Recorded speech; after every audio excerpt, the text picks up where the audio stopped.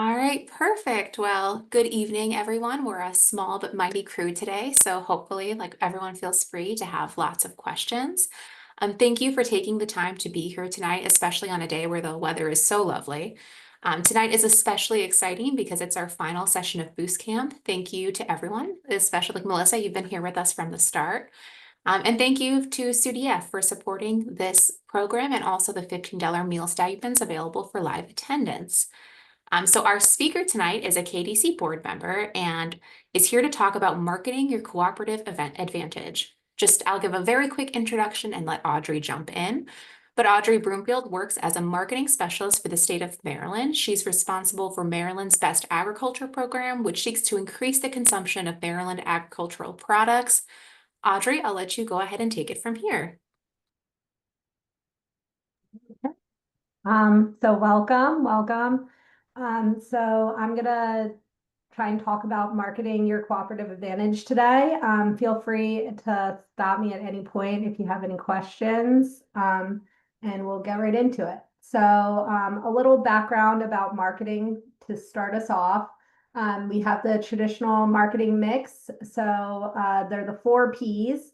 So I don't know how familiar you are with marketing, but so your product is the first thing that you need to have in the wheel. So knowing what your products are, what you're trying to market, and having that clearly defined is really important. And making sure that you have the right product and the right pricing for your product, and making sure that that pricing is fair and reflects your pricing. So then you can put it in the right place. And all of the product and your pricing, you really should almost have a consumer in mind so that you can have that right marketing mix and then promote to that consumer. So you want to know who your consumer kind of is when you start the project. So I feel like cooperatives a lot of times are started to solve a problem.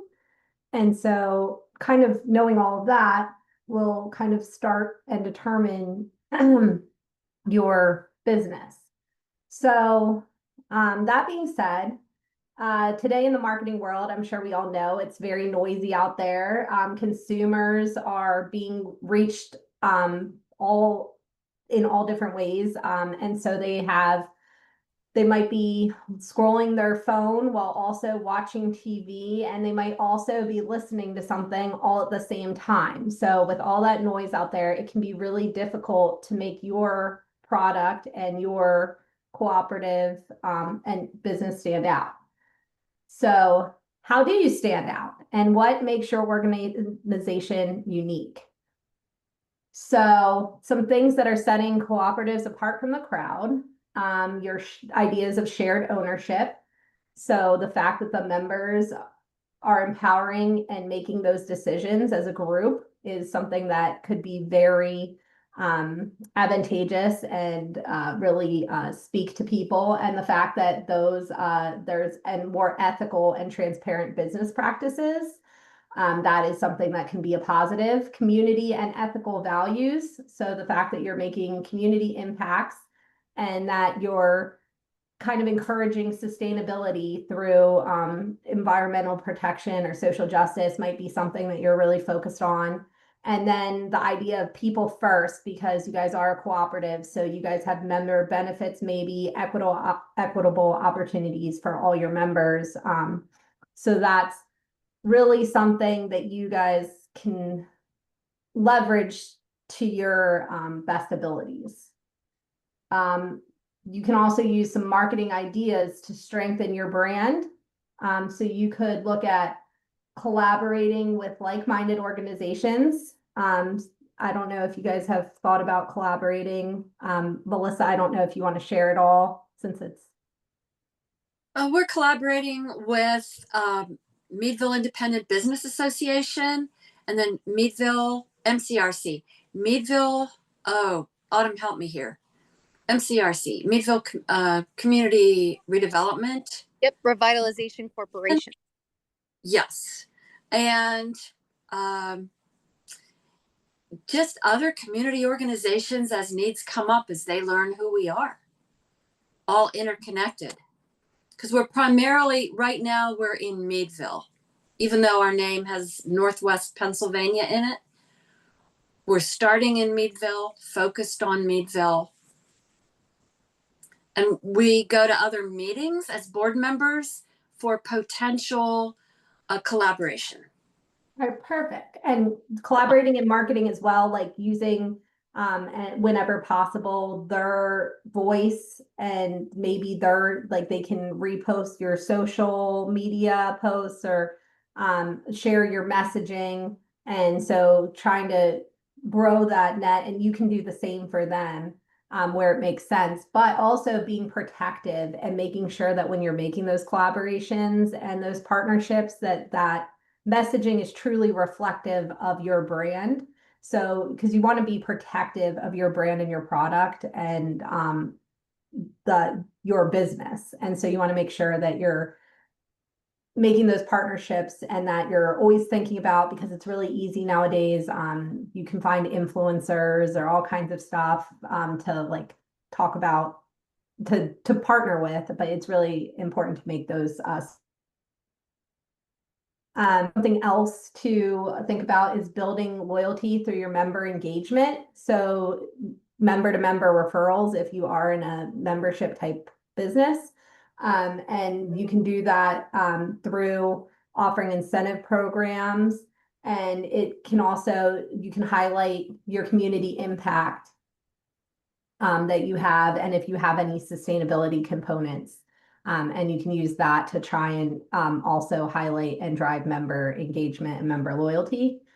Leveraging testimonials is a great tactic to use when marketing your cooperative and any business, and just highlighting those testimonials, making sure that you're getting Google business reviews if that's something you can do. And that you have a Google business profile, because it's going to help you rank better, and it's going to help people see you first when they're searching for your type of business. And then also just being mindful of if you do have Google reviews, like I guess also in that tangent, knowing what people are saying about you online, and then like everybody, you're always going to have naysayers, but like trying to be proactively manage that. So for example, a restaurant near me had some bad reviews. And so they kind of asked their employees to try and solicit positive reviews to try and counteract those bad reviews, to take their ranking and boost it again so that they were back closer to like a 5-star, if that makes sense. We're really not in the social media space at all. It's real estate investment. Okay. It's more person to person. Although member referrals for for example, Second Saturday Market, we're going to have a presence there. We're a sponsor, and these wonderful t-shirts are another way of marketing. And that the t-shirts will have a presence at that Second Saturday event also. So we're really and the one share is $500. So it not really a consumer product as such, but a desire to invest in our community in an equitable way. Okay. Definitely. Okay. So not much of this other stuff, but I would say it's still probably important for you guys to have like a Google business profile maybe, because it might still be important for people to be able to search you and find you. So if you don't have one set up, that might be something you could look into getting involved in.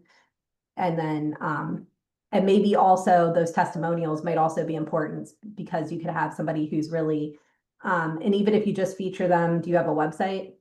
Yes. Okay. Well, even if you featured those on your website, especially with the work that you do, having some people, especially key stakeholders within your community, give their endorsement would probably further increase the legitimacy of your work.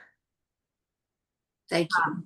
And so utilizing digital marketing, like we just talked about, that you guys can look at what makes sense for you, but knowing your business, your product, what your mission is, and trying to tailor that, because you don't need to be everywhere, but it's really all about consistency and knowing what makes sense for you.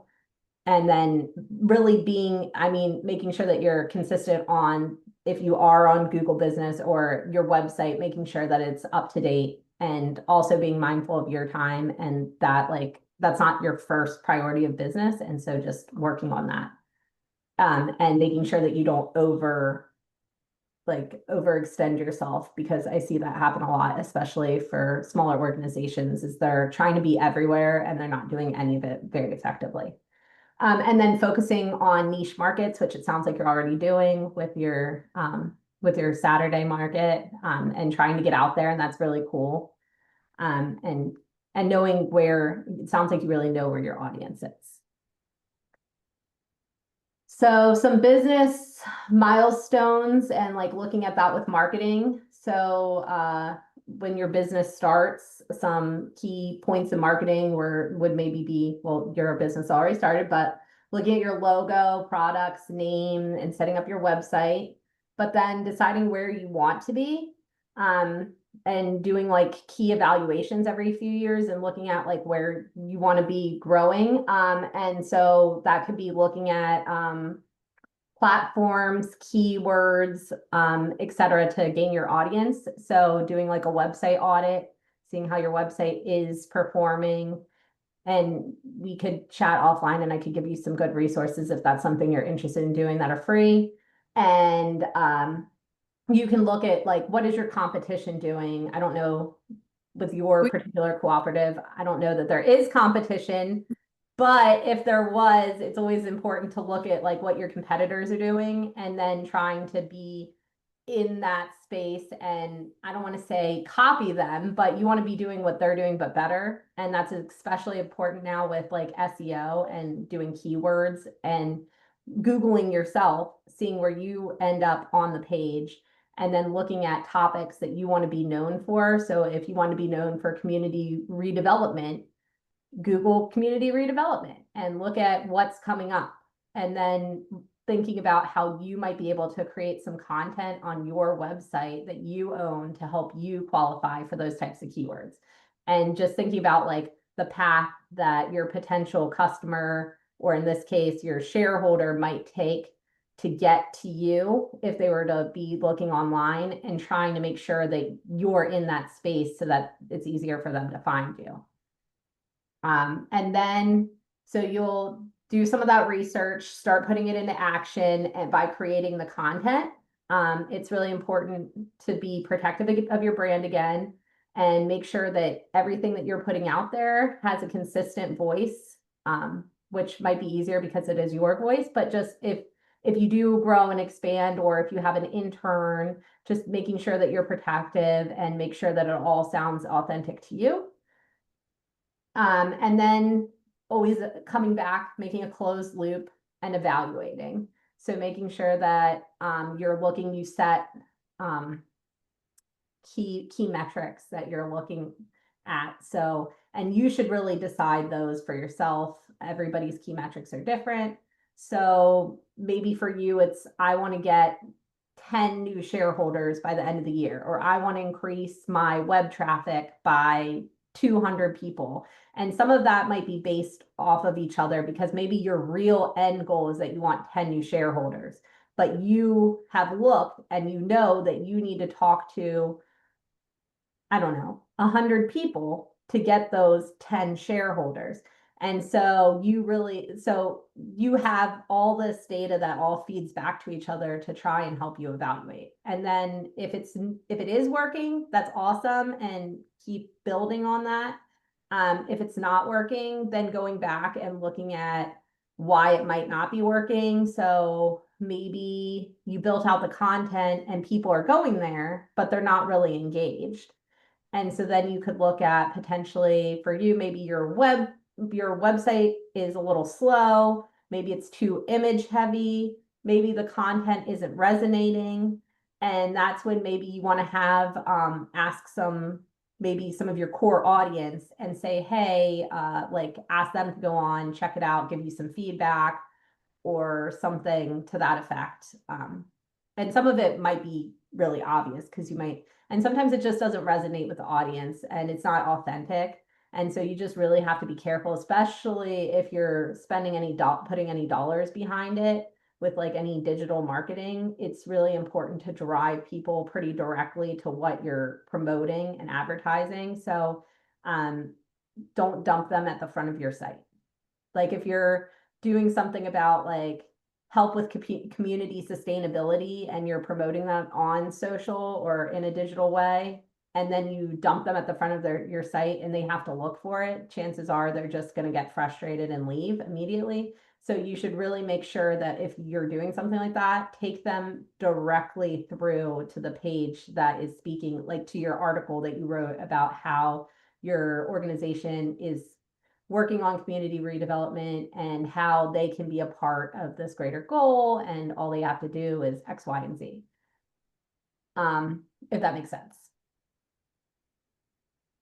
It does.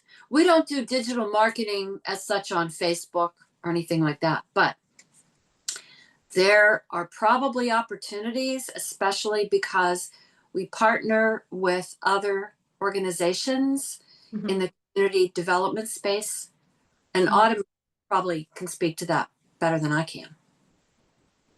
But we don't have to speak about it right now. Thank you. Oh yeah, no, it's fine. And there might be opportunities to at least, I mean, it might be something, I'm sure you and Autumn can chat about it offline, of what the pros and cons could be to maybe potentially dipping your toe into maybe having, I mean, you'd really have to look at your key audience and then maybe make a decision on like, depending on their age group and how professional or how personal. And then maybe you want to try dipping your toe into one social media account in the new year. Maybe that's something a goal you want to set for yourself. And then just reposting some of the content that you might create. Like if you were able to create like, I don't know, 2 or 3 blogs in the upcoming year, and you could just post around that. Or just say, hey, it doesn't have to be super complicated either. You could say, hey, check out this cool shirt. We're going to be at the Saturday market. But then you could also use that to have other folks share and tag you, or you could ask folks, hey, did you see us? Tag us. And that's just a way that you could start trying to build that positive momentum and energy and kind of creating that community online. But I do get it. It can be a little scary and you might feel like it's not for me, but maybe taking a baby step, maybe creating like one little small goal for yourself, and maybe you only post once a week, but just still being out there. Yeah, Facebook is not the direction that we've value-wise that we've talked about.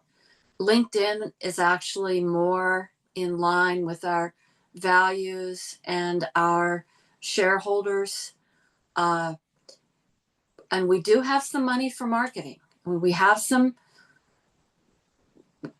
gotten a grant, and we can do, yes, this calendar year that we're in, halfway through almost. Very cool. Well, I would encourage you to meet with a few people and really, and I'm sure you guys will, but make sure that that person who you do decide to work with, you feel like, again, really reflects your brand. You should be choosy. It's a partnership. It's almost an extension of you guys.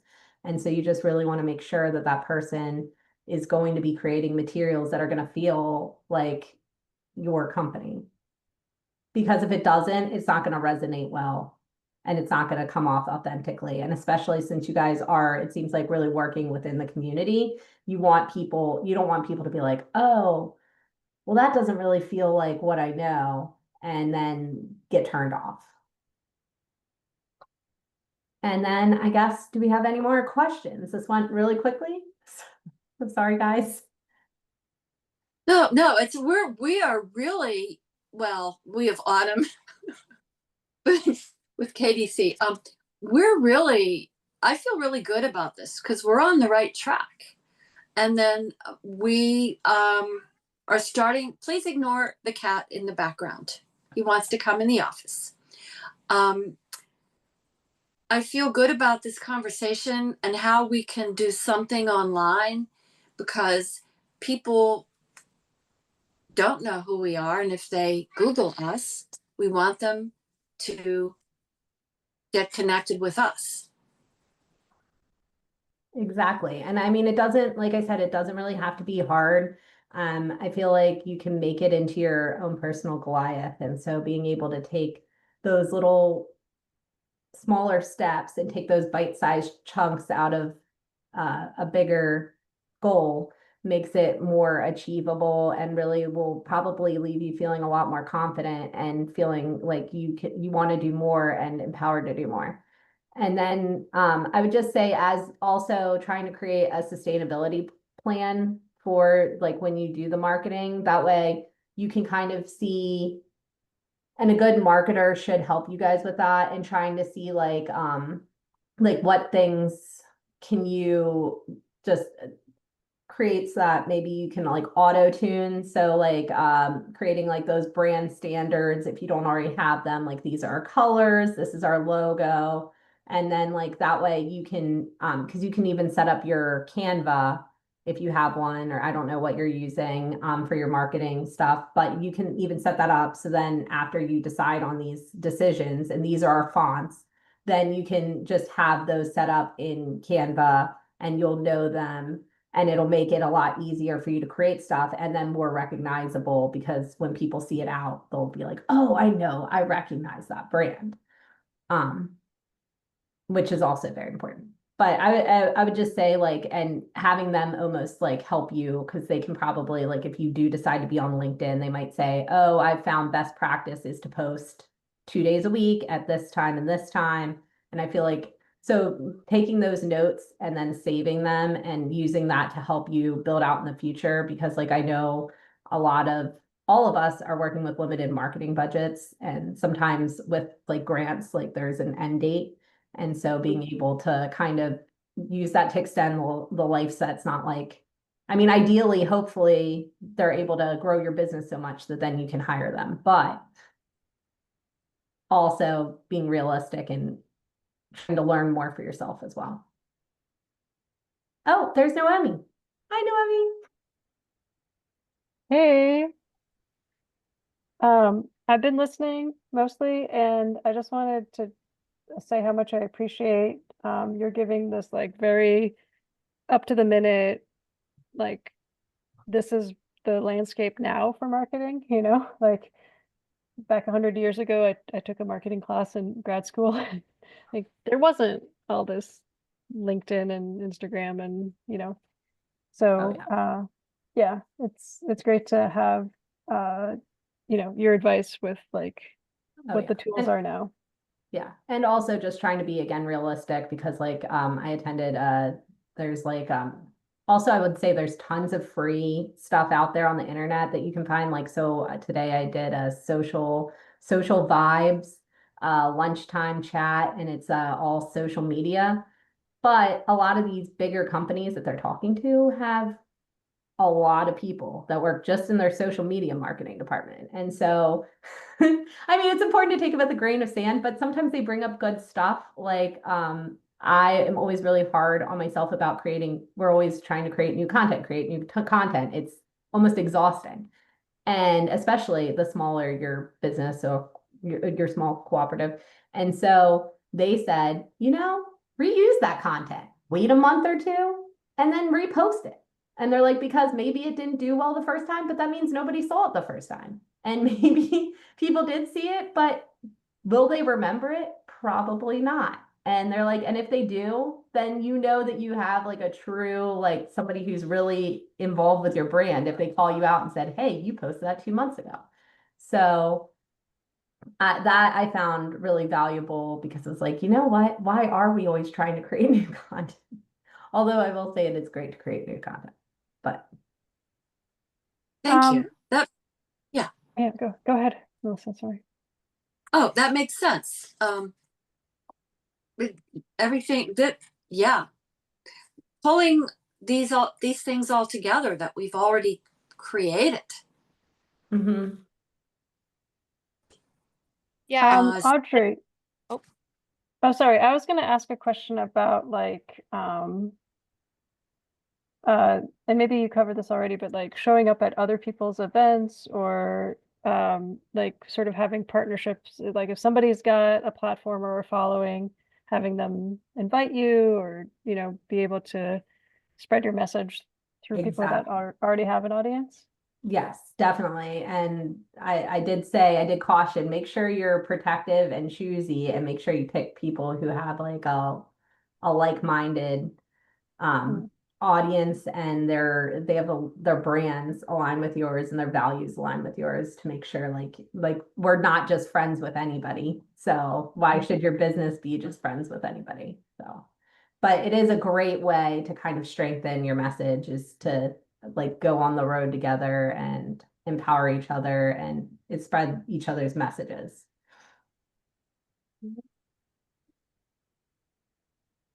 I just wanted to, I am very appreciative of the point you made about like um, just doing some form of digital or social marketing that is manageable for you and like recognizing that like not one size does not fit all.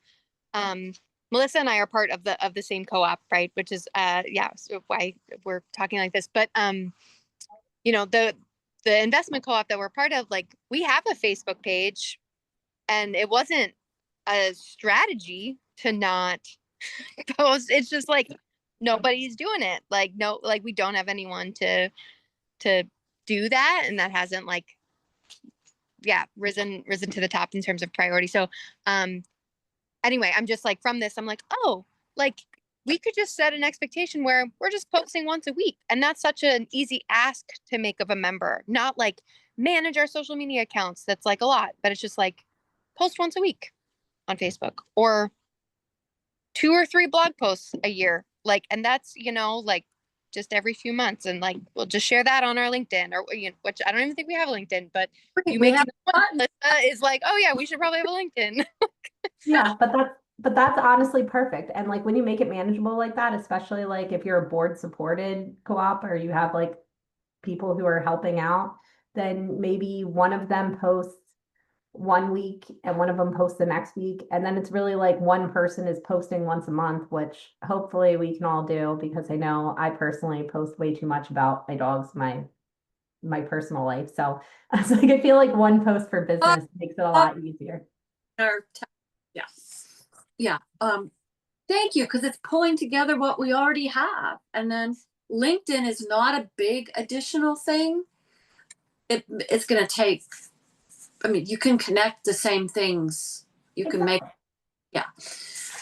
I would say like you can be a little more, you can make it a little more lighthearted on Facebook or a little more personal, and maybe on LinkedIn you're a little more business-like. And you guys might figure that out for yourselves as well. Like I used to work for a company and I would have to ghost post for the people who work there on LinkedIn, and then I would post on their Facebook as well. But it might change a little bit, and you could and you can recycle the same content and maybe you post your LinkedIn post that you were going to post on Facebook. I would say maybe stagger it a week or two if you can manage that in your planning.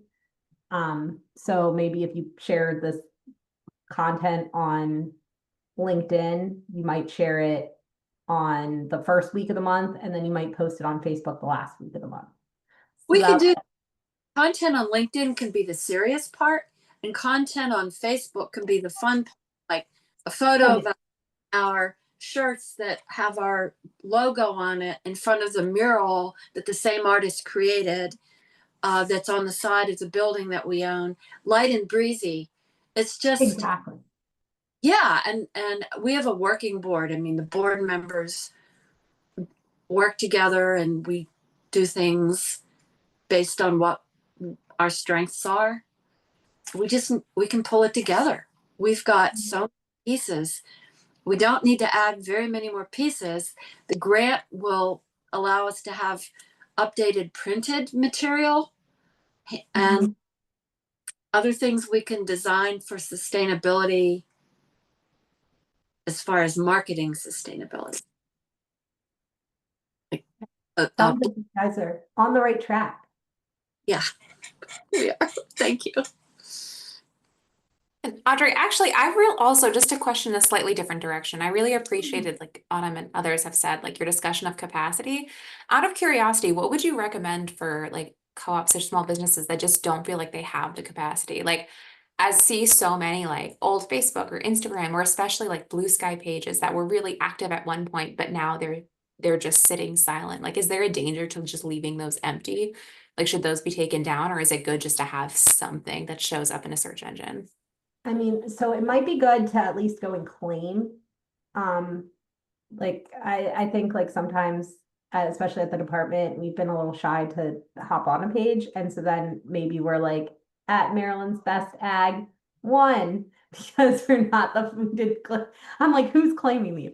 But anyway, so it might not hurt to like maybe go on and at least try and have that thing, but you don't feel like you have to be active. Like I think it's worse to try and be everywhere. And then like you said, all of a sudden they're silent and you're like, why? And I think it's because so many people now, there's so many different social media platforms out there, and you don't have to be on all of them because you really need to know your audience, and your audience probably isn't on all of them. Like, I mean, I'm not on TikTok. So if somebody's trying to market to me, they're missing me on TikTok. Um, but that you just really need to like kind of, and there's no harm in like, especially if you're out at a consumer facing event, like you can ask people, or when people, if people are signing up for your newsletter, you could add a question in there about what social media platforms are you on, and not everybody might answer, but you might get some good data about maybe to help drive that decision of where you want to be, because sometimes I will also say where you think you should be is not always where you really should be. Like sometimes people want to be fun and youthful and chasing um like TikTok, they want to be on TikTok or they want to be on Instagram, but in reality, their core customer is maybe on Facebook, and that's not, I'll say sexy. That's not sexy. But it's just the reality of those are the people who have the dollars to spend or are your core customer that you really need to be reaching. And not that you, if you have extra time and extra dollars, that you can't be on those other spaces, but I think it's really important when you have limited resources to really be realistic with yourself and really focus in on where you want to be and make sure like that you're doing that well, and that you're spending that time and making sure that message is consistent and creating that relationship. Does that answer your question? I say that's really handy. And then just a quick follow-up. You've mentioned before, like it's easy to find marketing resources. Like where, if you wanted to like take a look, where would you like recommend is the best place? Ooh, Google can be your friend, I will say. Like so if you wanted to look for like keywords, I would really recommend Keywords Anywhere. I use it all the time. So then it's just like a Chrome extension. And so you can Google stuff and you can see how many people are Googling it. I will also say, this is not an endorsement. I know I'm gonna get in trouble because it's an endorsement. HubSpot has a lot of free classes that they offer for free. They have like the HubSpot learning portal. I mean, obviously they're trying to drive you back to use their CRM tool, but they also do have a lot of great information out there. And so like they actually have an SEO class that you can take. It's like 8 hours.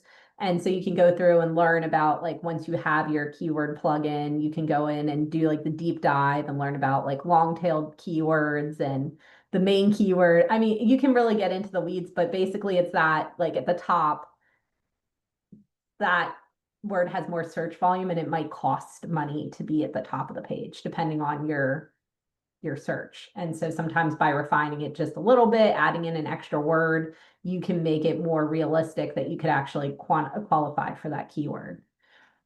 And it'll talk about like basics because it really is a science to creating those articles and stuff. I mean, you can do it, but then you can go back and refine it and make sure you're doing it better. Like I feel like and Google changes their analytics all the time because they want people to pay. And so it's really important to just kind of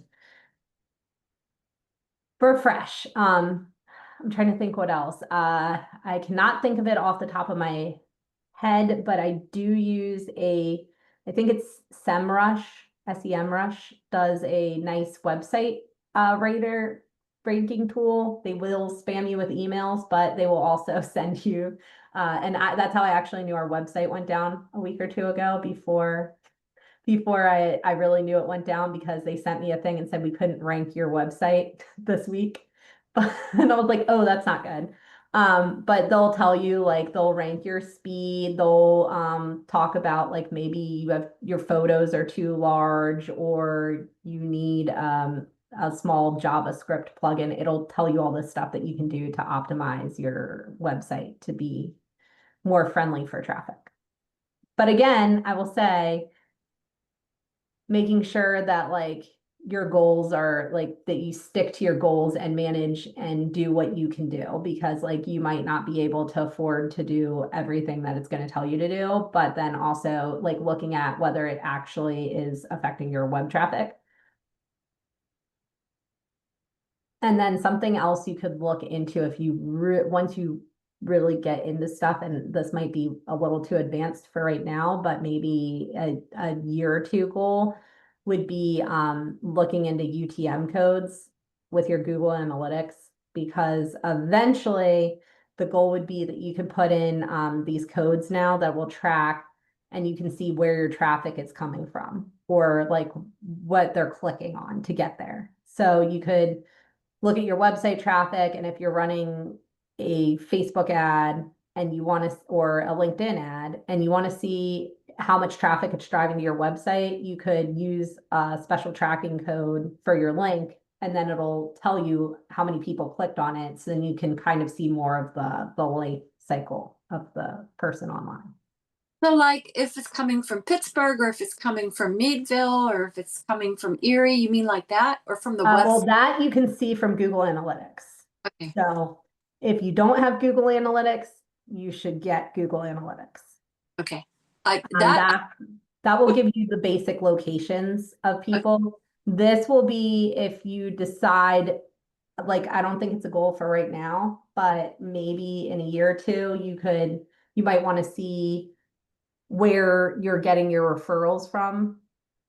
And so then, instead of just doing a basic, like, link to your website on some of these things, you can start using these tracking codes. And that's UTM. Yes, but not right now. I would not say that's a goal. Only thing I had not, I don't know about. So that's good. And we've some things to do first before Yes. we're there.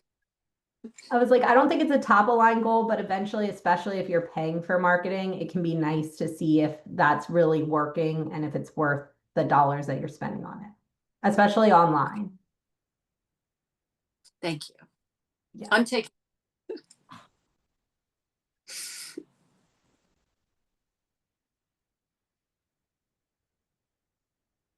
All right. Well, it sounds like we're wrapping up a little early. Hannah, do you have any last thoughts? I was going to say nothing else, but as long as there's no more questions, thank you everyone for joining us tonight. I am just dropping a survey link in the chat. So shout out to you, Melissa, as you were here. Thank you. You'll be feedback from me. I need to now that we're at this point in the whole boost camp, I need to shift my focus to feedback. So you'll be getting it. Yeah. But thank you for dropping the link. And there'll be an email too, I know. Perfect. Well, thank you so much, Melissa. And thank you so much, Audrey. This was such a really fun and informative discussion of marketing. I think this was the perfect way to close Boost Camp. I don't know about everyone else, but I'm feeling like super motivated and super excited to look into like some different marketing solutions. So with that, thank you again, Audrey, and I hope everyone has a chance to enjoy some of the sunshine this evening. Thank you. Thank you, everybody. you. Thank you, Audrey. Already working on stuff right now.